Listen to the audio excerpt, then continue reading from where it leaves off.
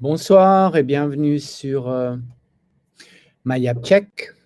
Ce webinaire avec Aurélia Corba s'intitule Optimiser son système immunitaire durant les fêtes. Bonjour Aurélia, tu vas bien? Bonjour Claude, ça va et toi? Bonjour à Bien, tous. merci. Et ben voilà, donc les fêtes s'approchent. Généralement, quand il y a les fêtes, moi je suis d'origine italienne, je sais ce que c'est, donc c'est un peu beaucoup de nourriture, beaucoup trop de nourriture, et on est vraiment très curieux de savoir comment est-ce qu'on peut booster son système immunitaire pendant justement la période des fêtes. Donc on est vraiment content de t'avoir parmi nous et merci encore d'être fidèle.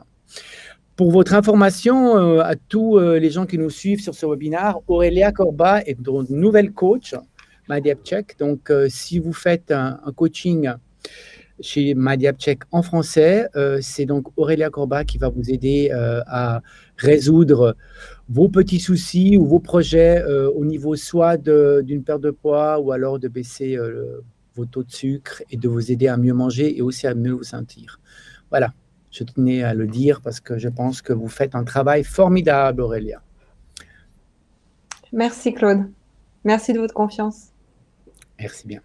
Parfait, donc Aurélia Corba, on la connaît tous. Elle est au fait fidèle à MyAppCheck depuis quelques mois déjà. En fait, quand on a commencé, c'était la première à faire la modération de nos webinaires. Aurélia, au fait, elle est nutritionniste et elle travaille sur la nutrition, le bien-être, mais aussi les problèmes qui sont liés au diabète de type 2 par rapport à la nutrition et aussi par rapport à l'activité physique. Son focus est plutôt sur la nutrition, mais aussi sur comment accompagner une éventuelle perte de poids ou alors un projet important sur votre diabète de type 2. Et elle va vous aider à le comprendre et à réaliser des objectifs qui sont réalistes. Et je pense que c'est une bonne chose de voir la perte de poids ou alors un problème de sucre dans le sang d'une façon réaliste et de ne pas toujours avoir des buts qui sont parfois un peu fantoches, comme je dis moi, et qui sont trop ambitieux. Donc Aurélia va vous aider à les cadrer. Voilà. Donc, Ludec, je ne sais pas si tu veux montrer le site web de MyAppCheck où on a le. Voilà. Donc, sur myappcheck.ch, vous avez un risk assessment. Et ce risk assessment, vous pouvez le faire à tout temps. Il va vous donner un peu la tendance par rapport à votre risque de diabète de type 2. Donc, sur le site web, vous voyez là que vous avez un test. On va vous demander si vous êtes diagnostiqué du diabète de type 2, homme-femme. Et après, vous avez l'âge, le poids, la taille, le tour de taille, la tension artérielle, le taux de glycémie, l'activité physique.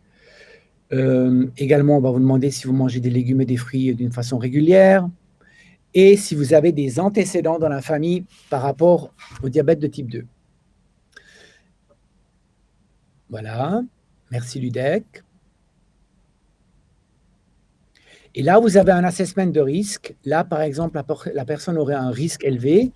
Donc, la personne peut à tout temps contacter Aurélia. Donc, je choisis le coach, Aurélia Corba, et Aurélia va recevoir une notification. Vous allez lui écrire une phrase. Bonjour, je m'appelle Jean-Michel et je voudrais partager un projet que j'ai ou alors partager le problème que j'ai et trouver une solution. Et Aurélia va vous contacter et vous confirmer un rendez-vous. Le premier call de 30 minutes est gratuit. Et après, vous pouvez poursuivre votre programme avec Aurélia comme vous le voulez. Soit vous faites une subscription, soit vous activez un call quand vous en avez besoin avec elle. Voilà. Merci Ludec. On va retourner à la présentation. Voilà. Merci Aurélia. Donc, je t'ai présenté, j'ai présenté MyAppCheck. Je pense que the show is yours. À plus tard. Merci Claude. Bonsoir à tous, merci d'être là. Alors ce soir, je vais vous parler de l'immunité. Pourquoi? Parce qu'on sait aujourd'hui que l'immunité a un rôle primordial, déjà de un pour notre santé et de 2 surtout pour la période difficile qui est parmi nous aujourd'hui. Donc il me semblait juste de parler de ça et puis surtout voilà, de vous partager que notre immunité est facilement modulable avec des habitudes saines que sont l'alimentation. Donc, l'agenda du jour se compose en plusieurs points. Donc voilà, avant d'aborder l'immunité, j'aimerais déjà vous expliquer en quelques mots et très simplement qu'est-ce que l'immunité, donc qu'est-ce qui est notre immunité, comment est-ce qu'elle est composée, voilà, par où passe notre immunité, donc voilà, l'écosystème intestinal. Donc aujourd'hui, on sait que l'intestin a une énorme place dans l'immunité, de vous expliquer pourquoi elle est importante, comment elle est importante. Ensuite, je vais vous parler du rôle de l'alimentation dans l'immunité. Donc, je vais parler de plusieurs minéraux qui sont présents dans l'alimentation, comment les intégrer au quotidien. Je pense que c'est judicieux de vous expliquer voilà, quels sont les aliments à mettre à tel ou tel endroit pour renforcer notre immunité. Et puis, je vais finir par un sujet qui me porte à cœur, c'est les plantes. Aujourd'hui, elles sont de plus en plus présentes voilà, dans mon protocole à moi, dans tout ce qui est conseil alimentaire, nutritionnel. Voilà, je ne vais pas vous en dire plus, je vais vous expliquer comment quoi. Et puis le dernier point, c'est les compléments alimentaires. On en entend beaucoup parler, surtout pendant la période d'hiver. Donc, vous expliquer quels sont les bons à privilégier et quels sont les moins bons. Alors, on y va. Donc, qu'est-ce que l'immunité? Alors, il faut savoir déjà que l'immunité, c'est l'ensemble des mécanismes de défense de notre organisme, donc de notre corps humain. Il existe deux types de lignes directrices de l'immunité. Donc, on entend souvent parler voilà, de l'immunité innée et de l'immunité acquise ou adaptative. Donc, qu'est-ce que c'est la différence? Donc, l'immunité innée, c'est la première barrière de défense de l'immunité, de notre organisme. Elle est propre dès la naissance, donc ça veut dire que c'est, comme son nom l'indique, c'est l'immunité innée qu'on a depuis la naissance. Elle va agir en fonction des premiers pathogènes, des premiers infectieux qui vont venir attaquer au fait notre organisme. Donc elle va nous défendre contre les virus et contre les bactéries. Elle est mise en jeu théoriquement immédiatement et elle dure environ 4 jours. Donc ça, c'est important de retenir que c'est la première immunité qui est propre à tous. Ensuite, rentre en compte l'immunité adaptative. Donc ça, c'est la deuxième ligne de défense de l'organisme et elle répond seulement à un antigène, donc à un pathogène spécifique. Donc ça veut dire que donc c'est quoi?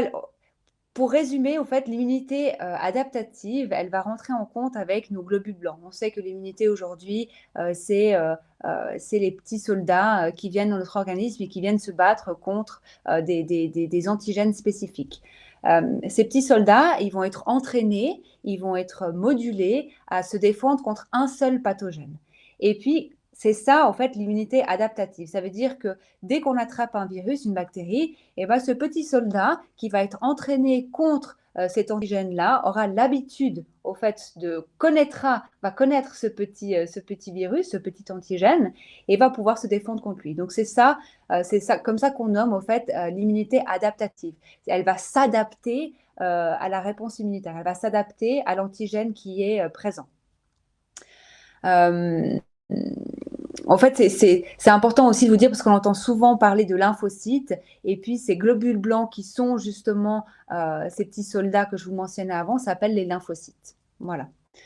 Par rapport donc à MyDiabCheck, il me semblait important quand même d'expliquer la réaction de l'immunité quand on est diabétique. Donc il faut savoir que quand on est diabétique de type 2, au fait, ces petits soldats, ces lymphocytes, ils vont être altérés parce que plus on a de glycémie, plus la glycémie est élevée, plus la quantité des globules blancs spécifiques sera diminuée. Donc, c'est important de savoir qu'en cas de diabète de type 2, la réaction immunitaire, elle sera amoindrie. Voilà, donc j'espère que c'est clair pour tous quelle est la différence entre ces immunités. Donc aujourd'hui, on entend beaucoup parler de l'écosystème intestinal par rapport à l'immunité. Euh, Aujourd'hui, la principale immunité, en fait, principalement toutes nos bactéries qui vont nous défendre se trouvent dans l'intestin. Donc voilà, l'intestin joue un rôle qui est vraiment décisif sur notre santé aujourd'hui. Euh, donc voilà, c'est vrai que je le mentionne, j'ai pas vu, pardon. C'est quoi? C'est l'ensemble des micro-organismes qui colonisent le tube digestif, qui va justement nous défendre contre les agents pathogènes. Il faut savoir qu'il y a environ 100 milliards de bactéries qui sont présentes dans le tube digestif, c'est énorme, qui sont composées à peu près de 800 espèces différentes. Donc c'est pour vous dire, voilà, la variété de bactéries qui sont là pour nous protéger contre ces pathogènes qui nous entourent ou qu'on peut attraper au quotidien. 60% de nos cellules immunitaires sont contenues dans l'intestin, donc c'est énorme. Aujourd'hui, quand on vient parler d'immunité, en tout cas moi personnellement dans mes consultations, la première chose à laquelle je vais penser, c'est la santé de l'intestin. Parce que dès qu'on a une dysbiose intestinale, donc une dysbiose intestinale, c'est soit une inflammation, soit, voilà, une inflammation, c'est quoi? C'est quand l'intestin, il va être inflammé et il va laisser passer justement des pathogènes qui ne sont pas censés passer, qui vont rentrer dans le sang et qui vont nous créer encore plus une alerte inflammatoire, encore plus une alerte sur l'immunité.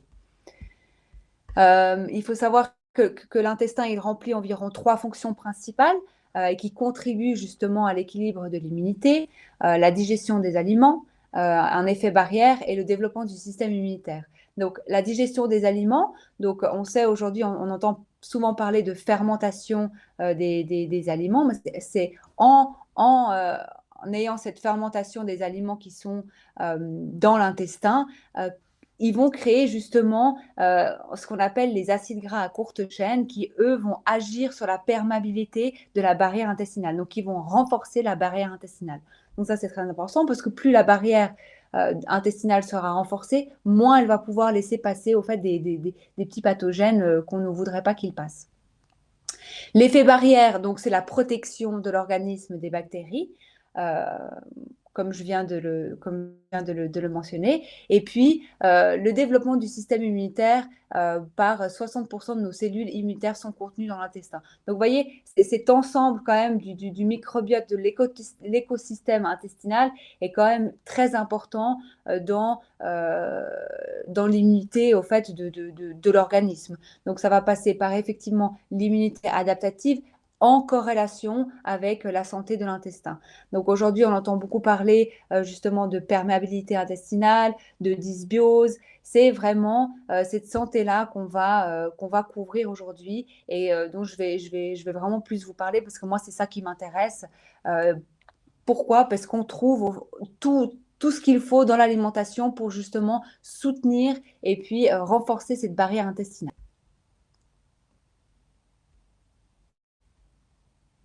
Donc, comment soutenir l'intestin?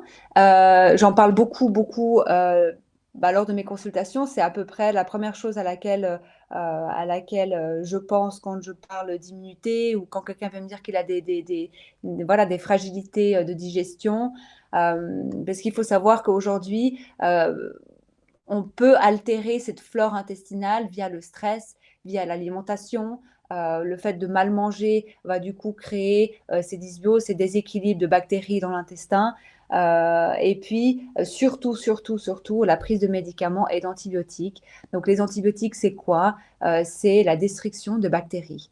Donc, quand un médecin donne des antibiotiques, c'est forcément pour détruire les mauvaises bactéries qui sont venues altérer au fait le système immunitaire, donc l'organisme. Et puis, donc, voilà, c'est quelque chose qui va être bénéfique dans certains cas parce que on vient détruire les bactéries qui sont nocives pour l'organisme. Mais d'un autre côté, cet antibiotique-là, il n'arrive pas forcément à cibler que les mauvaises bactéries, donc va toucher aussi les bonnes bactéries. Et en touchant les bonnes bactéries, on vient toucher le système immunitaire, comme on vient de le dire. Donc voilà, faites vraiment le lien entre antibiotiques et puis forcément, on va toucher à l'immunité.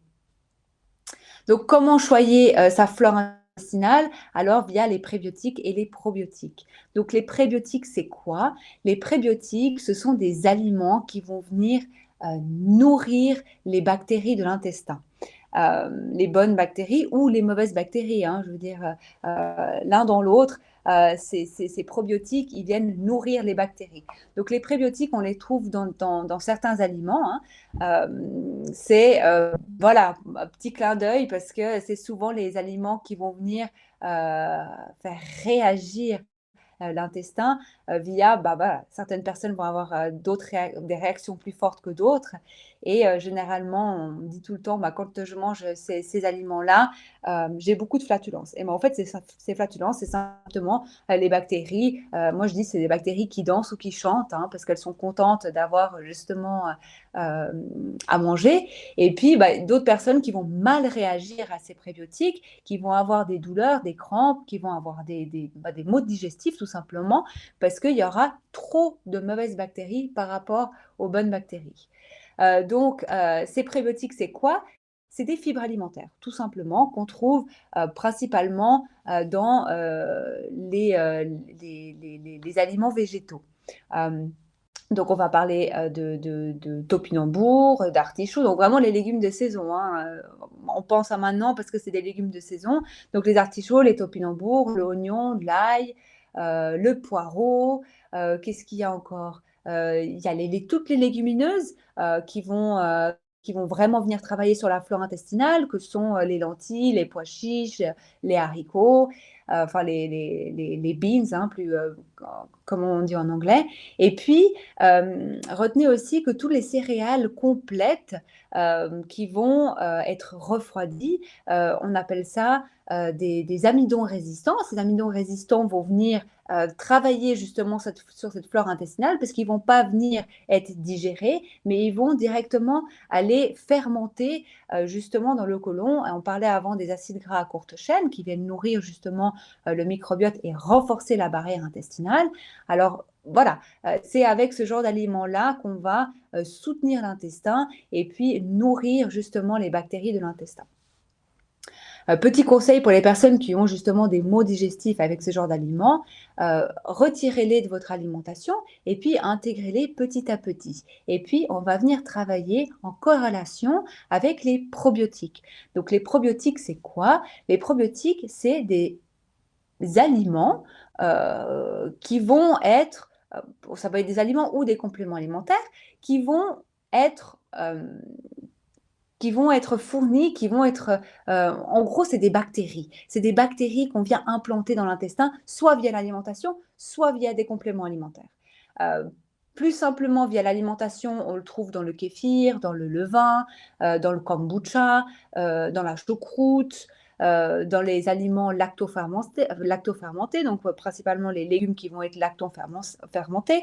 Donc, c'est quoi la lactofermentation? C'est un légume, par exemple, qui va être conservé dans de l'eau et du sel et qui va, avec la fermentation, créer ces bactéries-là. Donc, c'est ça, les probiotiques. Donc, c'est la différence entre les prébiotiques et les probiotiques, c'est que les probiotiques, c'est des bactéries qu'on vient implanter dans l'intestin, généralement des bonnes bactéries, et les prébiotiques, c'est les aliments qui viennent nourrir la flore intestinale. J'ai mis cette dernière petite phrase à la fin, pour faire un petit clin d'œil à ce que j'ai dit au début via les prébiotiques, hein, les aliments de saison sont pensés pour notre immunité.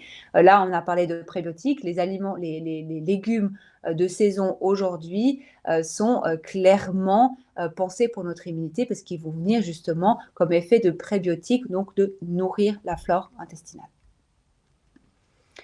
Ici, je vous ai mis deux petites recettes. Donc, une qui va être à base de prébiotiques, donc avec des poireaux. C'est un quinoa à base de poireaux. Hein. C'est simplement du quinoa cuit avec du poireau en base de prébiotiques. Et puis, du pain au levain maison.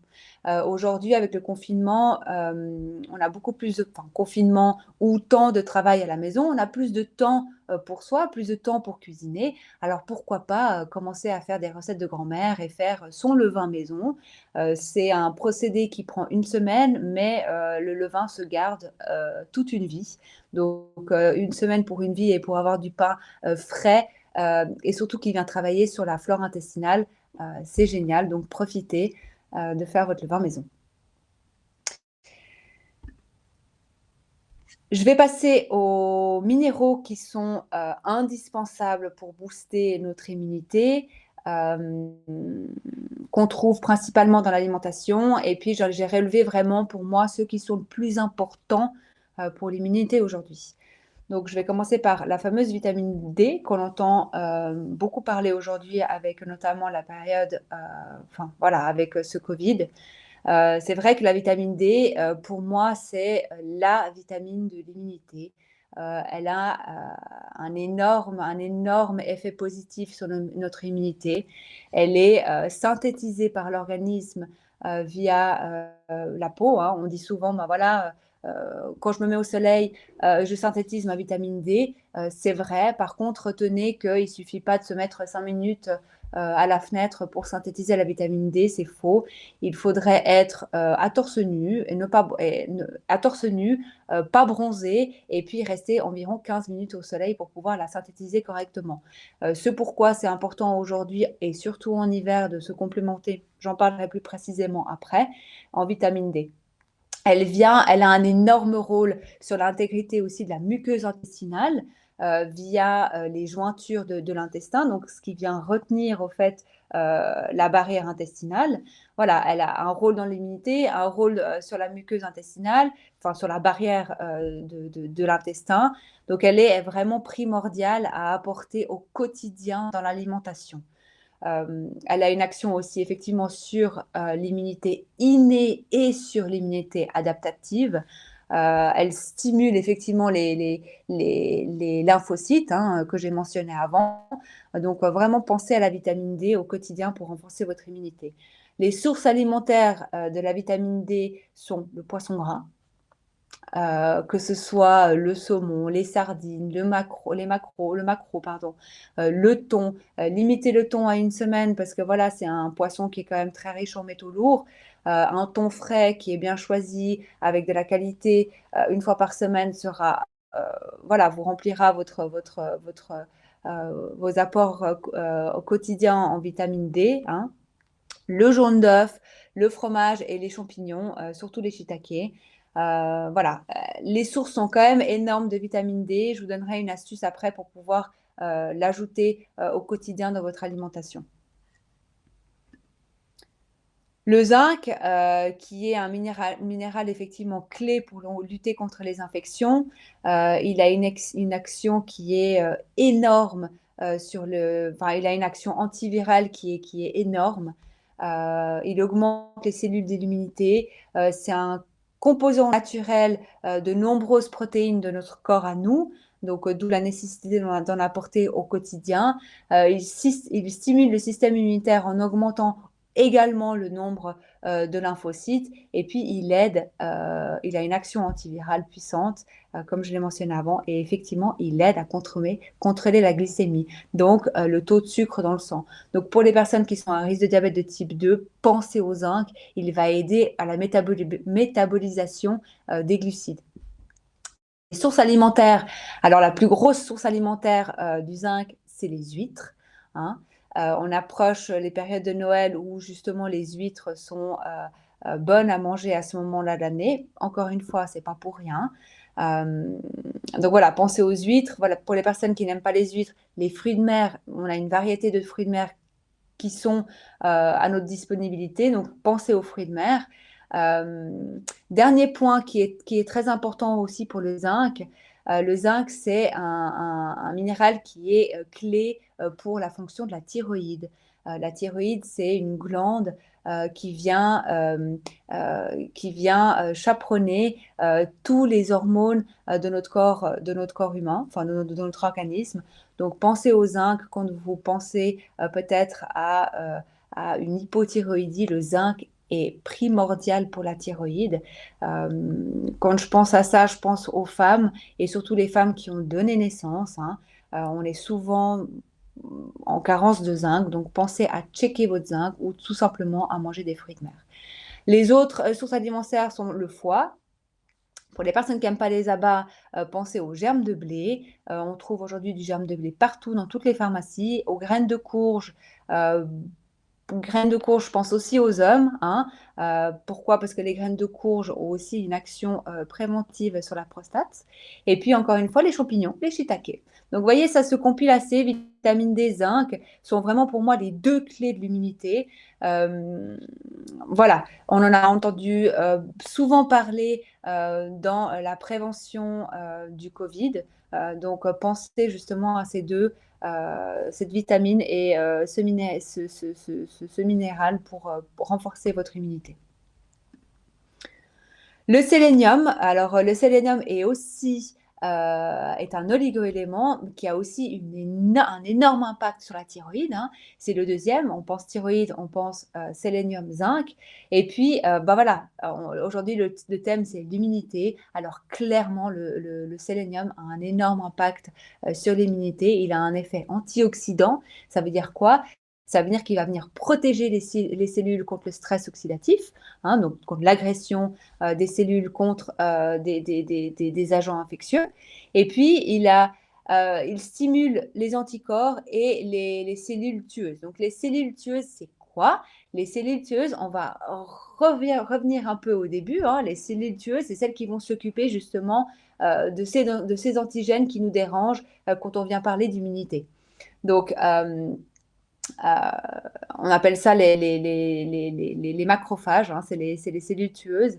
Donc voilà, le sélénium va venir vraiment stimuler les globules blancs et puis combattre au fait les agents pathogènes qui viennent déranger le système immunitaire. Le corps ne sait pas synthétiser le sélénium, c'est pour ça que c'est très important d'en apporter au quotidien. Pour moi, la meilleure source de sélénium, c'est les noix du Brésil. 2 noix du Brésil par jour peuvent nous apporter les apports nécessaires qu'on a besoin au quotidien de sélénium. Donc pensez à ça. Petite parenthèse aussi, encore une fois, pour les hommes, où le sélénium est très important, encore une fois, pour la protection de la prostate. Et puis, pour la thyroïde. Donc pensez à 1 ou 2 noix du Brésil par jour suffisent à remplir ces apports. Les jaunes d'œufs, les crustacés et les céréales complètes aussi sont riches en sélénium. Donc le fer a un énorme pouvoir sur l'immunité. Pourquoi? Parce qu'en fait, le fer, c'est tout simplement ce qui nous permet d'oxygéner notre corps. Le fer, c'est l'oxygène, ça transporte l'oxygène et ça forme les globules rouges. Donc quelqu'un qui va être très fatigué, je pense aux femmes, on pense directement au fer et ce fer-là a un énorme impact sur l'immunité puisqu'il va venir construire, tout simplement. Pensez à ça. Il est important effectivement chez les femmes enceintes et chez les enfants. Petit conseil, hein, si vos enfants ont souvent des infections de la voie ORL, souvent, hein, on pense aux carences en fer. Donc ça, c'est vraiment une petite astuce que je vous donne parce que les enfants ont besoin énormément de fer. Pourquoi? Tout simplement pour la formation des globules rouges. Un enfant grandit, un enfant a besoin de justement créer voilà, les protéines, créer la fonction cérébrale. Donc voilà, les enfants ont vraiment besoin de beaucoup plus de fer que nous. Et puis les femmes enceintes qui doivent procréer, donc forcément avoir plus de sang pour pouvoir donner tout ce qu'il faut à bébé qui est dans le ventre. Fer animal et fer végétal, il me semble que c'est important quand même de faire la différence. Le fer animal, qui s'appelle le fer héminique, est beaucoup plus facilement absorbé par l'organisme que le fer végétal.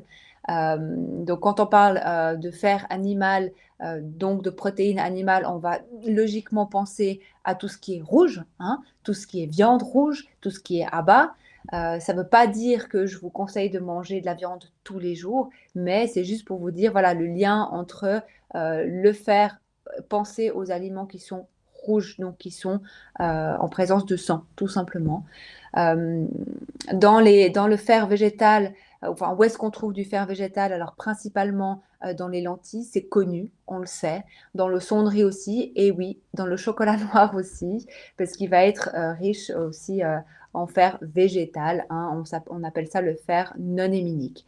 Il faut savoir que ce fer-là, et surtout le fer végétal, qui est moins facilement absorbé que le fer animal, est beaucoup plus facile d'absorption en présence de vitamine C.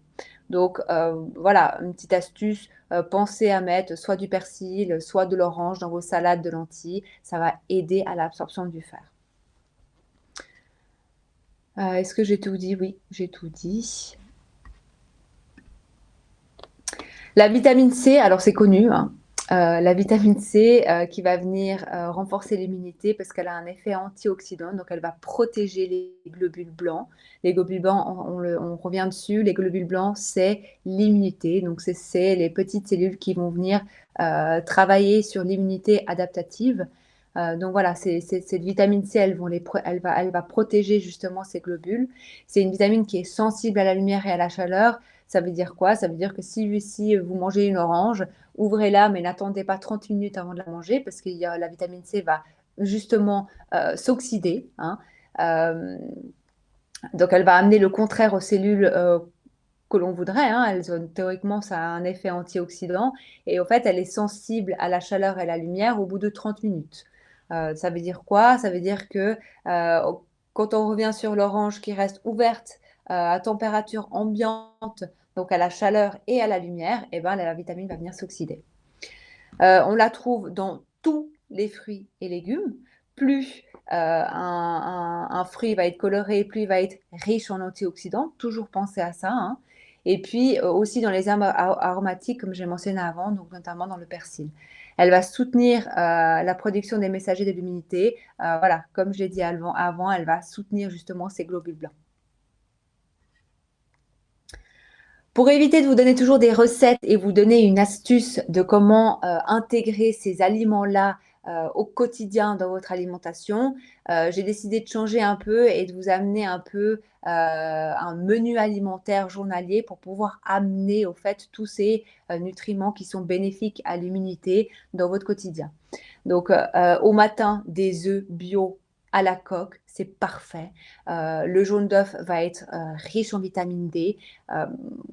Pourquoi la coque? Parce qu'il ne faut pas cuire ce jaune qui va être en présence s'il est bio et si la poule est élevée en plein air et bien traitée tout simplement. Aussi, ce jaune d'œuf peut être riche en oméga 3. Des fruits de saison, là j'ai mis un kiwi parce que c'est le fruit de saison d'aujourd'hui, hein, je veux dire, c'est le fruit d'hiver qui va être riche en vitamine C, hein, riche en fibres également, donc on vient aussi parallèlement travailler sur la flore intestinale. Les noix du Brésil, donc j'en ai assez parlé, mais pourquoi pas intégrer les noix du Brésil en collation ou en supplément de ce petit déjeuner, un œuf à la coque, un kiwi, une petite noix du Brésil, ou alors en collation aussi le kiwi ou la noix du Brésil. Pour un repas de midi, par exemple, eh ben on va s'orienter vers un repas végétal qui va être riche en légumes de saison, accompagné de légumineuses qui vont être riches en fer, riches en bonnes fibres. Voilà, je reviens encore sur la santé de l'intestin, sur les nutriments mentionnés avant, et puis sur les bénéfices d'un repas végétalien dans une journée. Les fruits de mer, on a mentionné avant le zinc, hein, très important. Donc, pourquoi pas avoir un repas du soir qui va être composé de fruits de mer avec des céréales complètes qui vont être riches en sélénium, qui vont être riches aussi en zinc, accompagné aussi de légumes pour les associer à de la vitamine C, à des fibres, voilà. Et tout simplement pour pouvoir enrichir son alimentation de vitamines et de minéraux en global.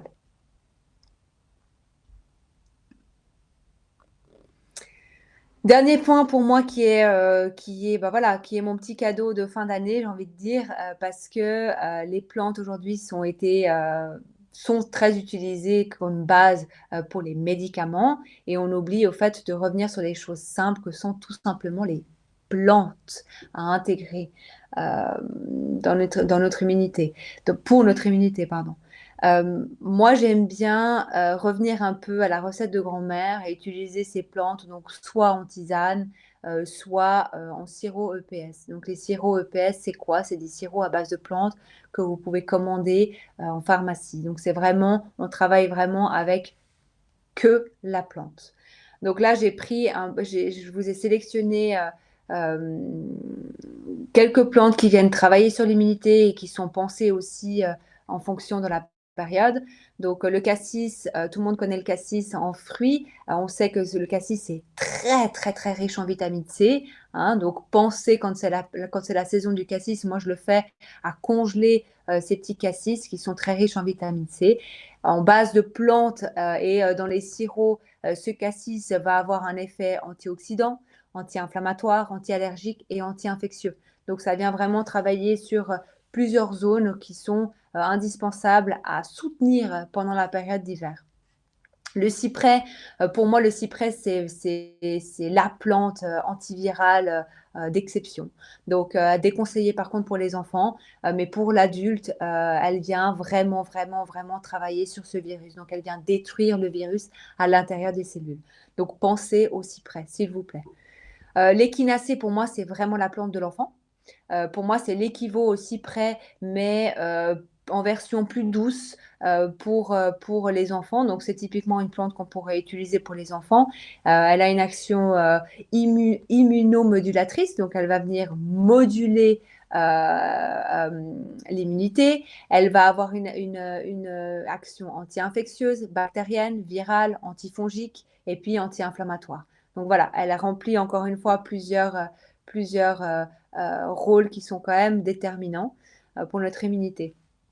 Ensuite, la réglisse. Alors, la réglisse, c'est de loin ma plante préférée parce qu'elle a un bon goût sucré. Elle n'a pas le même goût que ce fameux réglisse en fil noir. Hein, pour les personnes qui n'aiment pas la réglisse. Personnellement, je l'aime pas, mais en sirop ou en tisane, elle est délicieuse.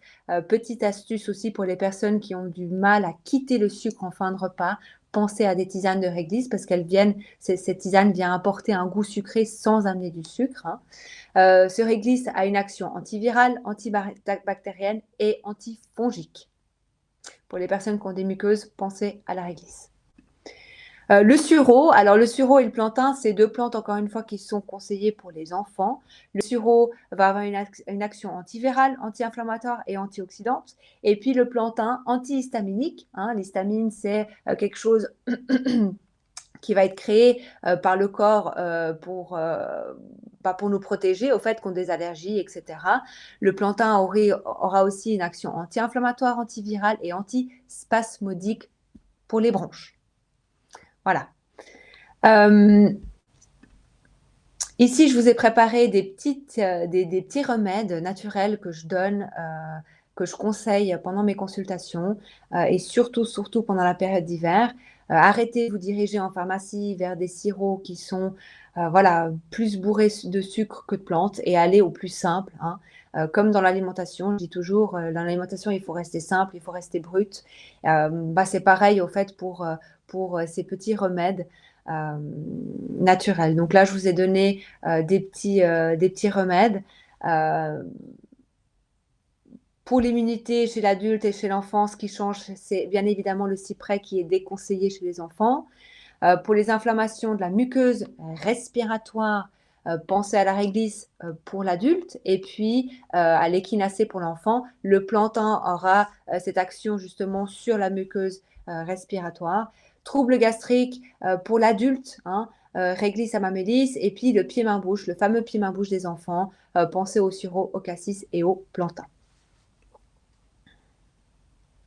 Notez bien ces petits remèdes. Hein. Les compléments alimentaires en hiver. Alors, on en entend souvent parler. Est-ce qu'il faut que je me complémente en hiver?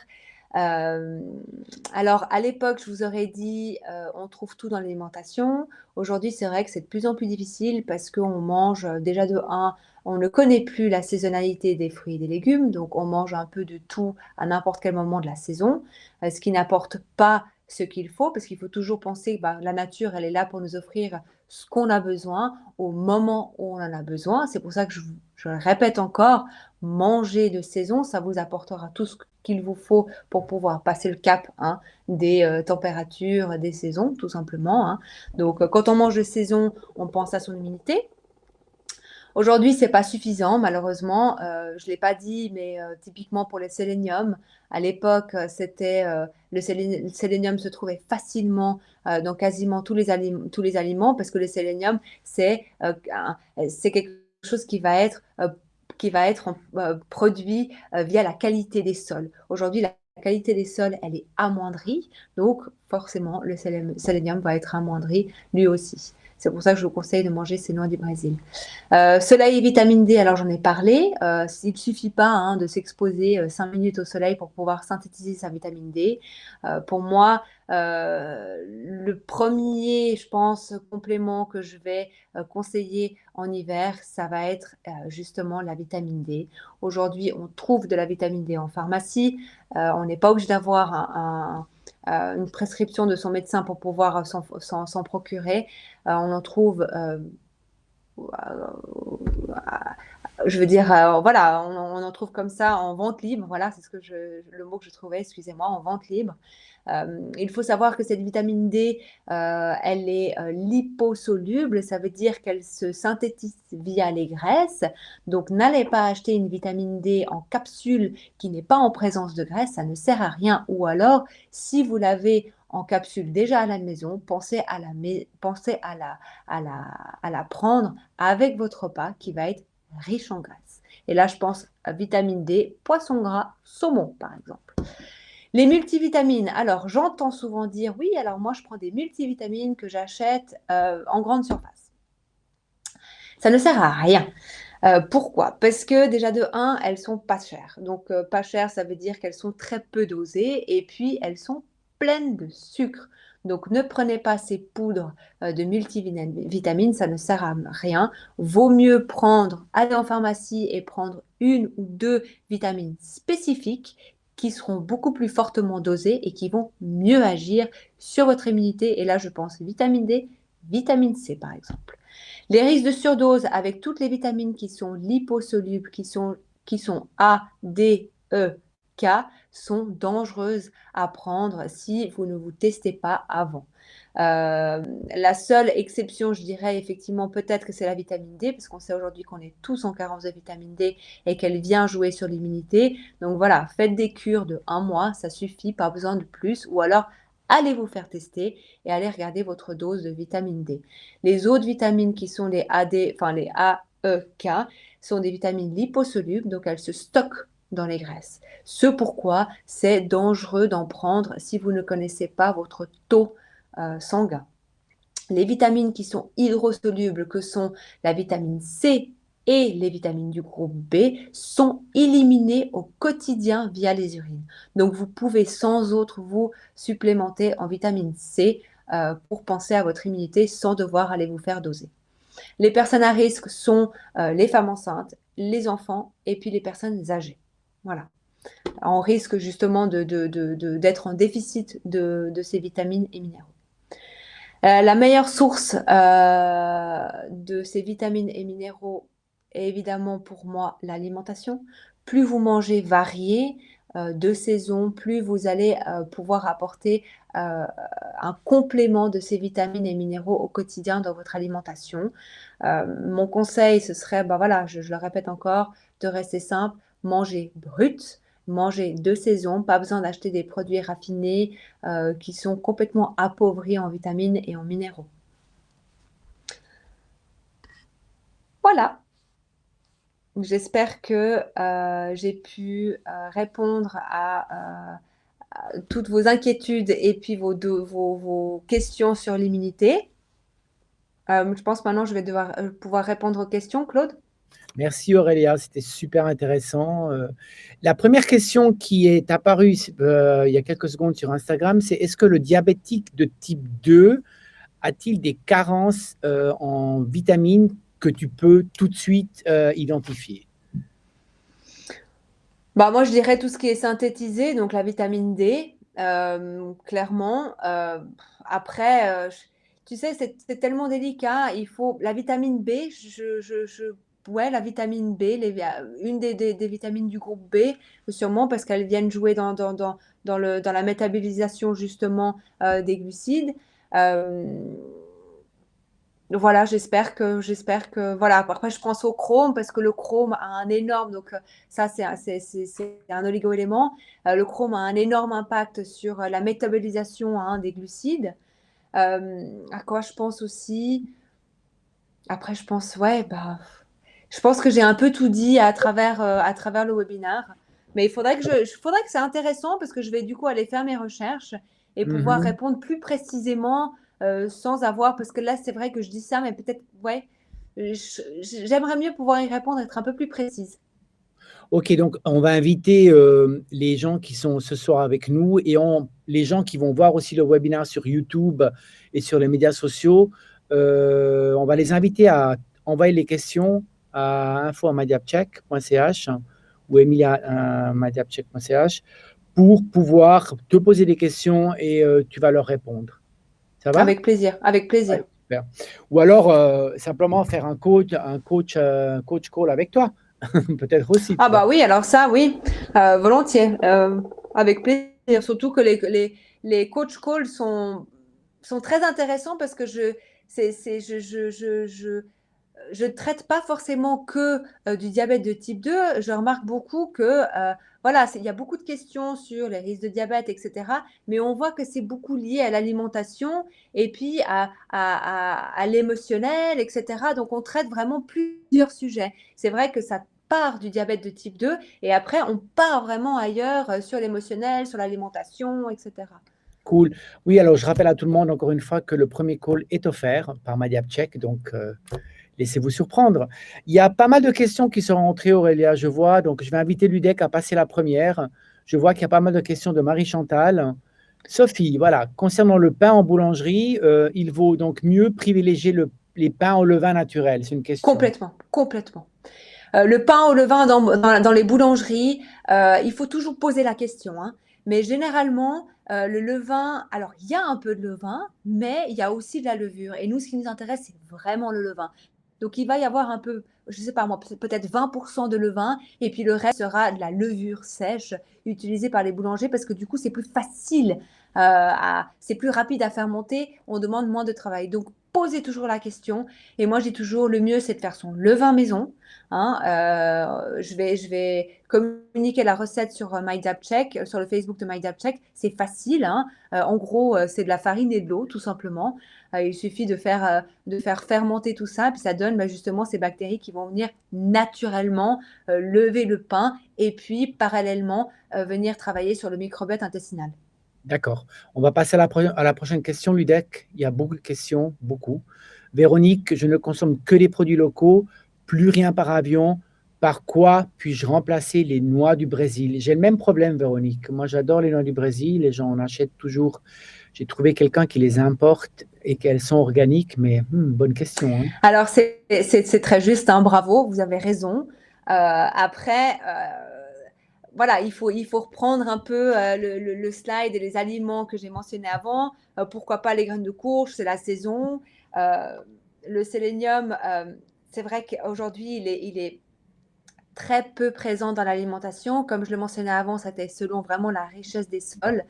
Et vraiment, pour moi, l'aliment que j'ai trouvé, bah voilà, qui en avait le plus et qui apportait la dose nécessaire au quotidien, c'est vraiment 1 à 2 noix du Brésil. Donc, je vous invite bah voilà, à regarder le webinaire encore une fois et puis à prendre les aliments petit à petit, poisson, pourquoi pas 1 à 2 fois par semaine, les graines de courge et à complémenter votre alimentation avec ces aliments-là. Voilà, j'invite Véronique à aller sur le site aussi de Gebana. C'est un importateur suisse-allemand qui ne fait pas d'import par avion, c'est tout par bateau. Ah, Voilà. super. Marie-Chantal, comment savoir le bon dosage des compléments? Je suis souvent perdue devant le choix en droguerie. Bonne question. Alors, généralement, c'est toujours les mêmes dosages, hein. Par exemple, je vais citer le fer, hein. Bon, c'est pas un bon exemple parce que le fer, moi, je le donne jamais comme ça à tire-larigot parce que c'est quand même un métal, donc c'est dangereux de le donner si on connaît pas son dosage. Donc voilà. Après, vitamine C, vitamine B, elles sont hydrosolubles, comme j'ai mentionné avant, donc elles sont éliminées au quotidien par les urines. Donc là, vous n'avez pas de problème. Vitamine D, regardez toujours ce qui est noté. C'est vrai que ça dépend de quel complément vous achetez. Vous pouvez être perdu, c'est vrai. Demandez conseil à la pharmacie, à la pharmacienne. Ils doivent être au courant. Et puis après, j'ai envie de vous dire, le zinc, généralement, c'est pas au-delà de 15 mg par jour. Maintenant, si vous avez une très forte carence, moi, je préfère dire, bah voilà, on tape fort pendant 3 mois.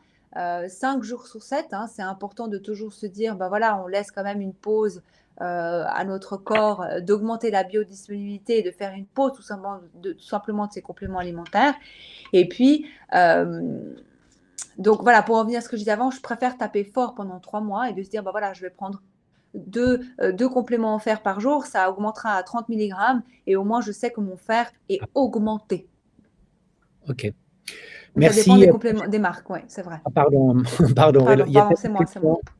Ok, Sophie pose la question suivante. Concernant les légumes de saison qui se consomment cuits, par exemple panaïs, navette, betterave, conseillez-vous plutôt de les cuire à la vapeur ou au four? Une réponse rapide peut-être. À la vapeur, clairement. Vapeur, ça détruit pas les minéraux, ni les vitamines. Et puis, c'est vapeur douce, j'ai envie de même dire, D'accord. Ludec, on va passer à la prochaine question. pour les plantes. Quel est le meilleur format, gélule ou teinture mère? Alors, teinture mère, j'aime beaucoup. Par contre, j'ai envie de vous dire EPS. C'est les sirops que j'ai mis avant. Parce que teinture mère, il y a quand même de l'alcool dedans. Donc voilà, ça vient travailler généralement sur un autre axe qui va être émotionnel, psychologique que les EPS. Et les EPS, il n'y a pas d'alcool. D'accord. Prochaine question. Merci. On m'a conseillé l'épinette noire en huile essentielle. Est-ce pertinent pour l'immunité? Si oui, comment l'utiliser? Je peux pas répondre parce que je l'utilise pas. J'ai pas envie de dire de bêtises. Je vous répondrai. J'ai pas envie de vous dire de bêtises. J'aurais tendance à dire bah accru, hein, mais je n'utilise pas. D'accord, alors je vais inviter Marie-Chantal peut-être à poser sa question via le site internet ou alors le compte Facebook. Et si on a votre adresse email, on vous répond, mais je ne pense pas. Voilà. Sophie, que pensez-vous des graines germées? Génial. C'est vivant. Tout ce qui est vivant va décupler au fait les nutriments. Donc, génial. Surtout si vous les faites maison. D'accord. Merci. Prochaine question, Ludec. Je sors de gros rhumes. Que manger pour me rebooster? Bonne question. Alors, moi, ce que je conseille, c'est d'enlever les produits laitiers. Parce que les produits laitiers vont être inflammatoires de toute la zone ORL. Donc, quand quelqu'un fait des infections de la zone ORL qui sont récurrentes, il faut enlever les produits laitiers parce que c'est inflammatoire. Déjà ça, vous enlevez les produits laitiers et ça va déjà tout changer. Et les produits de brebis? Ces produits laitiers. Ah, d'accord. Ouais. En fait, quand on parle de produits laitiers, on va parler de lactose et de caséine. Le lactose, c'est le sucre des produits laitiers. Et puis la caséine, c'est la protéine bovine qui est présente dans tous les produits laitiers. Donc, ils ont tous, enfin, les deux, le lactose va avoir un effet plus sur la digestion et la caséine va être une protéine qui va être inflammatoire. Donc, c'est ça qui va justement toucher toute la zone ORL. Après, j'ai envie de vous dire, pour renforcer votre immunité, bah, reprenez un peu tous les aliments que j'ai mentionnés avant. Pensez à la vitamine D, pensez au kiwi parce que c'est riche en vitamine C, donc ça va venir travailler sur vos cellules. Voilà, on va venir renforcer comme ça, au fait, l'immunité. D'accord, merci. Véronique, encore une question. Vous avez mentionné le kéfir depuis que je le fais maison et que je le consomme régulièrement. Plus de désagréments intestinaux. Ben, tu Ah bah comprends. ouais. Hein. Alors clairement, ouais, je veux dire, le kéfir, c'est un aliment qui est fermenté, donc qui vient travailler sur la flore intestinale en implantant de bonnes bactéries, donc c'est génial. Moi personnellement, j'aime pas le kéfir, je l'ai fait aux fruits, au lait, ça passe pas. Donc voilà, si vous l'avez adopté et qu'en plus de ça, vous voyez les effets bénéfiques sur votre flore intestinale, c'est génial. Je peux que vous le conseiller. OK. Et Ludec, est-ce que tu peux reprendre? Il y a une question de Marie-Chantal par rapport à la vitamine C aussi qu'on aimerait peut-être passer. Voilà, parfait. Est-ce que la vitamine C à effet retard est-elle vraiment bonne? Et comment contrôler sur les boîtes les compléments bio-assimilables? Alors, la vitamine C à retard, elle est bien parce que elle va avoir un effet retard, donc plus tard. Donc, c'est vrai que personnellement, voilà, moi, quand je prends la vitamine C retard, j'en prends deux, une le matin et une le soir. Comme ça, elle a un effet effectivement tout au long sur l'immunité et sur nos petites cellules. Et la deuxième partie de la question? Et comment contrôler sur les boîtes si les compléments sont bio-assimilables? Alors ça, je sais pas. Ça, c'est une question franchement qui est un peu trop pointilleuse. Je préfère être complètement honnête et transparente avec vous. Je suis pas une pro complément alimentaire, moi. Je suis plus une alimentation, une pro alimentation. Donc ça, c'est, je peux me renseigner avec plaisir. OK, ben Marie-Chantal a déjà posé une question avant, donc je pense qu'elle vous a déjà écrit, donc on va lui répondre. Alors OK, je vous répondrai. d'accord, merci. On va passer à la dernière question, Ludec. Après, il faut qu'on se quitte. J'ai vu que le foie de morue était très bon pour la santé, notamment pour l'iode. Et en plus, il est délicieux. Mais c'est très gras. Le conseillez-vous quand même? Alors, le foie de morue, j'ai failli le mettre dans le webinaire, mais je me suis dit que c'était un peu trop rude quand même. Mais l'huile de foie de morue, c'est un remède de grand-mère. Alors, l'iode, oui, mais surtout, surtout la vitamine D, j'ai envie de dire. Surtout la vitamine D. Et c'est un remède de grand-mère pour renforcer notre immunité. Donc, c'est vrai que c'est pour moi une des meilleures sources. Par contre, c'est gras, oui. Mais bon, c'est du bon gras parce que c'est du foie. Donc, pensez effectivement iode, zinc, vitamine D, etc. Et puis, une cuillère à café dans le matin, c'est pas ça qui va venir justement empiéter sur notre foie. Nous. Voilà. OK. J'ai une question. Ma question, c'est la spiruline. Oui. Tu en prendrais tous les jours? Alors, la spiruline, c'est très intéressant parce que c'est riche en magnésium. Le magnésium, j'en ai pas parlé aujourd'hui, j'aurais pu. Hein. Mais voilà, pour moi, c'est pas quelque chose qui est primordial sur l'immunité. Ça va venir travailler sur autre chose. Elle est très riche en fer aussi. Elle est très riche en beaucoup, beaucoup, beaucoup de minéraux. Donc, oui. Par contre, personnellement, moi, j'arrive pas à la spiruline. C'est très, très fort. Il faut en prendre beaucoup pour pouvoir avoir justement tout cet éventail de nutriments. Et puis, ça va des fois jusqu'à 6 à 12 capsules par jour. Donc, moi, j'ai envie de dire en poudre, oui, à ajouter, je ne sais pas, moi, dans des petits bols, dans des petits shakers de légumes verts et tout, oui, certainement. Par contre, il faut aimer le goût, quoi, parce que c'est quand même vachement fort.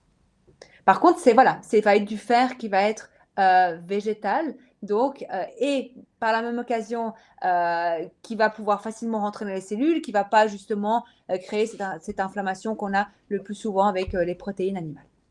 D'accord. Ben,